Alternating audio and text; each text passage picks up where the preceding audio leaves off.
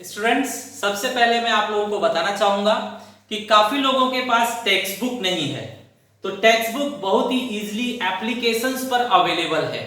ये देखिए, आप ये एप्लीकेशन प्ले स्टोर से डाउनलोड कर लीजिए और इस पर सारे स्टैंडर्ड के टेक्स्ट बुक इजीली आप ओपन कर सकते हैं। So definitely students, for your benefit download this application, it's very nice. Thanks. Hello students, R K knowledge channel पर आपका स्वागत है। मैं Prem sir from R K classes. आज आप 12th स्टैंडर्ड इकोनॉमिक्स में third B chapter elasticity of demand के अंतर्गत importance of elasticity of demand देखने वाले हैं। Students, importance of elasticity of demand is given to us by Alfred Marshall. Doctor Alfred Marshall ने ये कॉन्सेप्ट इतना मजबूत दिया है कि आज के मॉडर्न इकोनॉमिस्ट भी इसे बहुत इंपॉर्टेंट मानते हैं।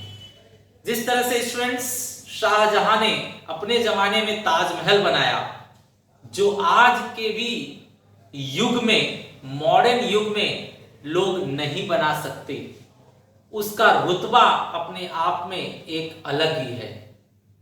सो स्टूडेंट्स, डॉक्टर मार्शल ने जो importance of elasticity of demand दिया है वो आज हमारे लिए बहुत ही ज्यादा इंपॉर्टेंट है। आइए गवर्नमेंट टेक्स्ट बुक के हिसाब से एक एक importance of elasticity of demand को बारीकी से देखा जाए।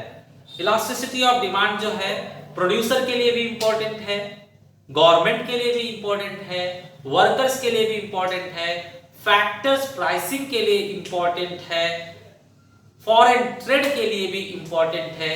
सो इनको पॉइंट वाइज हम एक एक करके देखते हैं। Students, importance of elasticity of demand का फर्स्ट पॉइंट आपके गवर्नमेंट टेक्स्ट बुक में है importance to producer. Textbook की वर्डिंग पढ़ी जाए, every producer has to decide the price of his product at which he has to sell it. For this purpose elasticity of demand becomes important. If the demand for the product is relatively inelastic, he will fix up a higher price and vice versa. The concept of elasticity of demand is also useful to monopolists to practice price discrimination. Students, इसका मतलब है जब कोई producer अपने product का price बढ़ाना चाहता है तो पहले वो चेक करता है मैं बढ़ा सकता हूं या नहीं, बढ़ाने से, प्राइस बढ़ाने से मुझे प्रॉफिट होगा या नहीं। तो ये उसे समझने के लिए हेल्प करता है elasticity of demand. Student, elasticity of demand अगर उसके द्वारा प्रोड्यूस किए हुए चीज की रिलेटिवली इनइलास्टिक है। रिलेटिवली इनइलास्टिक का मतलब ये हुआ कि प्राइस बढ़ा दिया जाए तो भी relatively inelastic means demand inelastic होगा, डिमांड ज्यादा कम ज्यादा नहीं होगा, रिलेटिवली लेस होगा। मतलब प्राइस ये ज्यादा बढ़ा देगा लेकिन खरीदने वाले वो चीज खरीदेंगे ही, नेसेसरी प्रोडक्ट, नेसेसरी गुड है उसका, पब्लिक वो परचेज करेगी ही करेगी। तो अगर उसे पता चल गया कि इलास्टिसिटी ऑफ डिमांड उसके प्रोडक्ट की रिलेटिवली इनइलास्टिक है तो प्राइस बिंदास बढ़ा देगा, पब्लिक खरीदेगी और इसे क्या है, एक्स्ट्रा प्रॉफिट हो जाएगा। और वाइस वर्सा, अगर इसने अपने प्रोडक्ट के बारे में इंक्वायरी की और इसे पता चला कि इसके प्रोडक्ट का जो डिमांड है वो रिलेटिवली इलास्टिक है। रिलेटिवली इलास्टिक होने का मतलब है थोड़ा भी प्राइस अगर इसने बढ़ाया तो बहुत ज्यादा ग्राहक इसके प्रोडक्ट को छोड़कर भाग जाएंगे, सब्स्टिट्यूट प्रोडक्ट खरीदेंगे या इसके प्रोडक्ट को खरीदेंगे ही नहीं। करेक्ट है? तो यहां पर प्रोड्यूसर क्या करेगा, प्राइस को इंक्रीज नहीं करेगा। ठीक है, वो कम प्रॉफिट में ही अपने प्रोडक्ट को बेचना चाहेगा ताकि प्रॉफिटेबिलिटी उसकी बनी रहे। Correct students? इसी तरह से मोनोपोलिस्ट एक ऐसा इंसान होता है जो अपने प्रोडक्ट का प्राइस कुछ भी अपने मन से रख सकता है, क्योंकि इसके जैसा प्रोडक्ट और कोई नहीं बेचता और पब्लिक को वो प्रोडक्ट खरीदना ही खरीदना पड़ेगा। तो मोनोपोलिस्ट एक्स्ट्रा प्रॉफिट पाने के लिए प्राइस डिस्क्रिमिनेशन करता है। प्राइस डिस्क्रिमिनेशन मतलब होता है स्टूडेंट्स, एक जगह पर उस चीज को सस्ता बेचा गया और दूसरी जगह पर चांस है तो महंगे में बेचा जाएगा, और तीसरी जगह पर ज्यादा चांस है, सब खरीदेंगे ही खरीदेंगे तो और ज्यादा प्राइस पर बेचा जाएगा। तो स्टूडेंट्स, मोनोपोलिस्ट जो है अपने प्रोडक्ट को प्लेस देखकर या पर्सन देखकर या टाइम देखकर उसके प्राइस को अप एंड डाउन कर देता है। अगर ऐसा टाइम चल रहा है, ऐसा समय चल रहा है, मान लीजिए आइसक्रीम है, आइसक्रीम गर्मियों में लोग खरीदते ही खरीदते हैं, तो रिलेटिवली इनइलास्टिक डिमांड हो जाता है, तो मोनोपोलिस्ट क्या कर देगा, ऐसे प्रोडक्ट का प्राइस इंक्रीज कर देगा। करेक्ट। और जिस प्रोडक्ट का प्राइस इंक्रीज करने से डिमांड इलास्टिक है, लोग भाग जाएंगे, रिलेटिवली इलास्टिक है, तो उसका प्राइस नहीं बढ़ाएगा।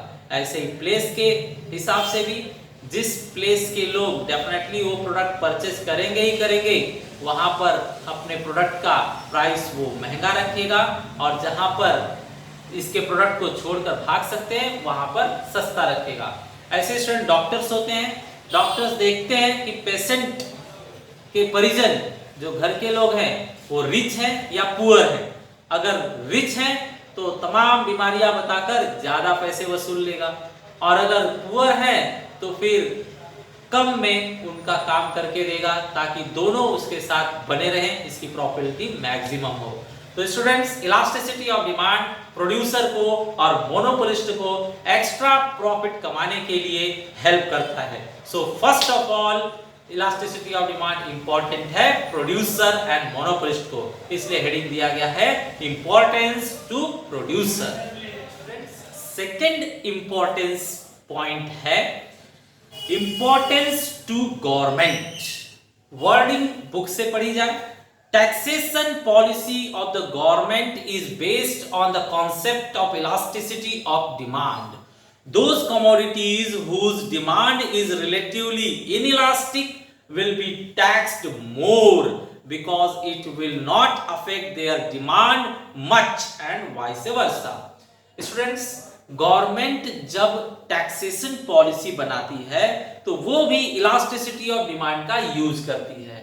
गवर्नमेंट देखती है कि कौन सा प्रोडक्ट लोग इंटरटेनमेंट के लिए या अपने एडिक्ट के लिए, मींस बहुत से लोगों को शराब की लत है, सिगरेट की लत है, रिसोर्ट्स में जाने की लत है, रेस्टोरेंट में जाने की लत है, थिएटर्स में जाने की लत है। तो जो लत वाली चीजें हैं, जो डेफिनेटली लोग जाएंगे ही जाएंगे, करेंगे ही करेंगे, महंगी जगह हैं, वो चीजों पर गवर्नमेंट टैक्स क्या है, ज्यादा रखेगी, क्योंकि गवर्नमेंट जानती है ये इतने ज्यादा उसके एडिक्ट है, इतनी ज्यादा लत है कि वो परचेज करेंगे ही करेंगे, उस जगह पर जाएंगे ही जाएंगे। तो वहां पर टैक्स ज्यादा करके गवर्नमेंट अपना टैक्स ज्यादा कलेक्ट कर सकती है, एंड वाइस वर्सा। जैसे स्टूडेंट्स, जो जरूरी चीजें हैं, नेसेसरी गुड्स हैं, जैसे अनाज है, स्कूल्स हैं, अस्पताल हैं, ये चीजों पर गवर्नमेंट क्या करेगी, टैक्स नहीं रखेगी, कम पैसों में लोगों को ये चीज पहुंचाएगी, क्योंकि ये लाइफ के लिए बहुत ही नेसेसरी चीजें हैं। तो गवर्नमेंट भी टैक्सेशन पॉलिसी के लिए इलास्टिसिटी ऑफ डिमांड का यूज करती है। जहां पर लोगों द्वारा यूज किया जाने वाला चीज का डिमांड रिलेटिवली इनइलास्टिक होगा, वहां पर गवर्नमेंट टैक्स ज्यादा रखेगी, और अगर लोगों द्वारा यूज किए हुए जाने की चीज का डिमांड रिलेटिवली इलास्टिक है तो गवर्नमेंट उसके ऊपर टैक्सेशन कम चार्ज करेगी। ओके स्टूडेंट्स, थर्ड पॉइंट है आपका important in factor pricing. Text book से वर्डिंग पढ़ी जाए।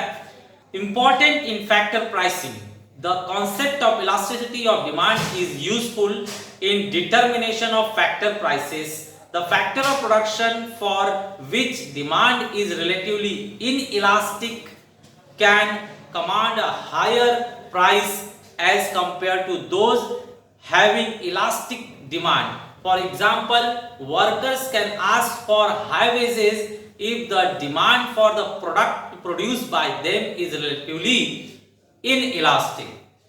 Students, यहां पर important two factor pricing, factor जो होते हैं हमारे पास लैंड, लेबर, कैपिटल, एंटरप्रेन्योर। तो स्टूडेंट्स, अगर एग्जांपल लिया जाए लेबर का, तो लेबर क्या करता है, देखता है कि उनके द्वारा बनाई हुई चीजों का मार्केट में डिमांड जो है उसकी इलास्टिसिटी कैसी है। अगर इनके द्वारा बनाई हुई चीजों की इलास्टिसिटी रिलेटिवली इनइलास्टिक है, मतलब जो चीज ये बनाते हैं वो पब्लिक को चाहिए ही चाहिए, प्राइस आप बढ़ा दो फिर भी चाहिए इनको, तो फिर वर्कर क्या करेंगे, डिमांड करेंगे प्रोड्यूसर से कि हमारी वेज बढ़ाइए, आप बढ़ाइए क्योंकि आप हमारी वेज बढ़ा दीजिए, और वो आप वसूल कर लीजिए कंज्यूमर से, क्योंकि कंज्यूमर ज्यादा पैसा देने के लिए तैयार है। उस चीज का जो डिमांड है वो रिलेटिवली इनइलास्टिक है। और अगर वाइस वर्सा, मजदूर देखता है कि अगर प्राइस बढ़ा दिया जाए तो इसके द्वारा बनाए गए प्रोडक्ट को कोई परचेज नहीं करेगा, डिमांड रिलेटिवली इलास्टिक है, तो फिर ये स्ट्राइक नहीं करेगा, डिमांड नहीं करेगा कि इसकी वेज को बढ़ाई जाए। तो स्टूडेंट्स, फैक्टर प्राइसिंग के लिए भी ये इलास्टिसिटी ऑफ डिमांड बहुत ज्यादा इंपॉर्टेंट है। Okay students,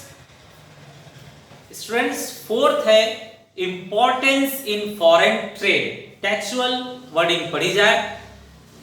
Importance in foreign trade. The concept of elasticity of demand is useful to determine terms and conditions in foreign trade. The countries exporting commodities for which demand is relatively inelastic can raise the price.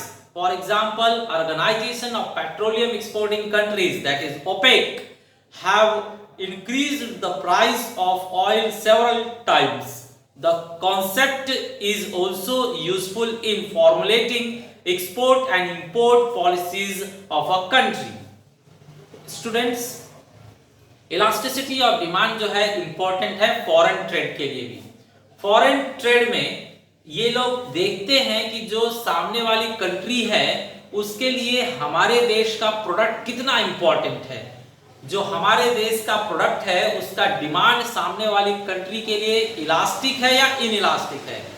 तो आप जानते हैं कि oil producing countries जो OPEC कहलाती है वो ये देखते हैं कि पेट्रोल जो है सामने वाली कंट्री को बहुत ही ज्यादा जरूरी है, वो खरीदेंगे ही खरीदेंगे। डेफिनेटली प्राइस अगर बढ़ा दिया जाए तो वो भागेंगे नहीं, क्योंकि उस प्रोडक्ट का, उस ऑयल का, उस पेट्रोलियम का जो डिमांड है वो रिलेटिवली इनइलास्टिक है।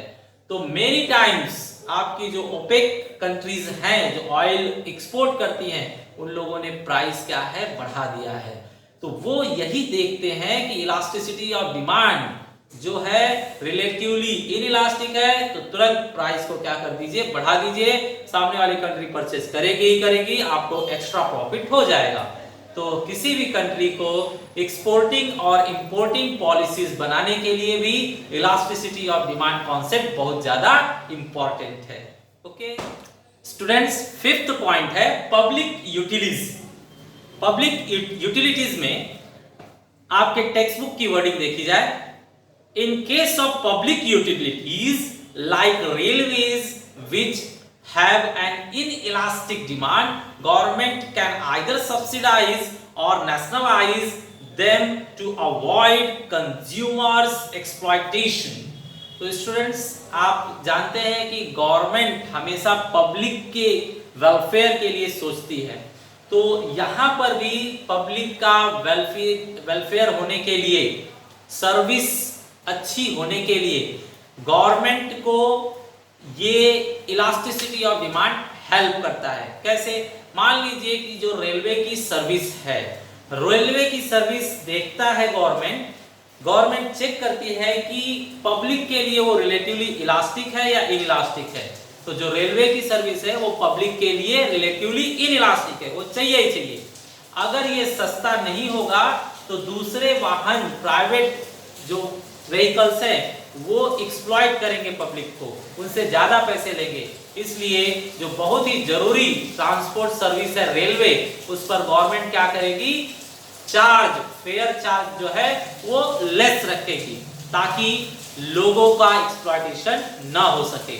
इस तरह से गवर्नमेंट का जो वेलफेयर ओरिएंटेड सर्विसेज है उसका प्राइस भी डिसाइड करने के लिए इलास्टिसिटी ऑफ डिमांड हेल्पफुल है। ओके स्टूडेंट्स, सिक्स्थ पॉइंट है आपका proportion of expenditure. Text book से वर्डिंग पढ़ी जाए, if the proportion of expenditure in a persons income is small, then demand for the product is relatively inelastic. For example, newspaper, if the proportion of expenditure is large, then demand for the product is relatively elastic. Students, आप जानते हैं कि consumer जो है वो तमाम प्रकार के प्रोडक्ट यूज करते हैं। इनकी जो फिक्स सैलरी है उस पर हो सकता है कि कोई ऐसी चीज परचेज करते हैं जो बहुत ही सस्ती है, तो एक छोटा सा हिस्सा, इनके इनकम का बहुत छोटा सा हिस्सा उसके ऊपर यूज हो रहा है। और कुछ चीजें हैं जिस पर ज्यादा से ज्यादा, जैसे कम खर्चे वाली चीजें हैं, न्यूज़पेपर हो गया, सॉल्ट हो गया, तो इन चीजों पर क्या है, बहुत कम खर्चा होता है। न्यूज़पेपर और सॉल्ट मींस नमक पर बहुत कम खर्चा होता है, तो इनका डिमांड क्या होगा, रिलेटिवली इनइलास्टिक। मतलब इनकी प्राइस अगर बढ़ा भी दिया जाए तो ये लोग परचेज करेंगे, क्योंकि सैलरी का बहुत थोड़ा सा हिस्सा इसके ऊपर खर्च होता है। दूसरे तरफ जो एजुकेशन सिस्टम है उसकी प्राइस पर, उसका जो उसके ऊपर जो है पब्लिक का एक इनकम का बहुत बड़ा हिस्सा खर्च होता है, तो वहां पर इनके डिमांड को हम क्या कहेंगे, रिलेटिवली इलास्टिक। मतलब अगर इनका भाव बढ़ा दिया जाएगा तो ये लोग उसे परचेज करना, वो सर्विस को लेना बंद कर देंगे। सो यहाँ पर भी इलास्टिसिटी ऑफ डिमांड हमें हेल्प कर रहा है। अगर एक छोटा प्रोपोर्शन ऑफ एक्सपेंडिचर, अपने एक्सपेंडिचर का एक छोटा सा ही हिस्सा उस चीज पर खर्च होता है, तो उसका डिमांड रिलेटिवली इनइलास्टिक होगा। मतलब उस चीज का हम प्राइस बढ़ा सकते हैं, पब्लिक खरीदेगी ही खरीदेगी।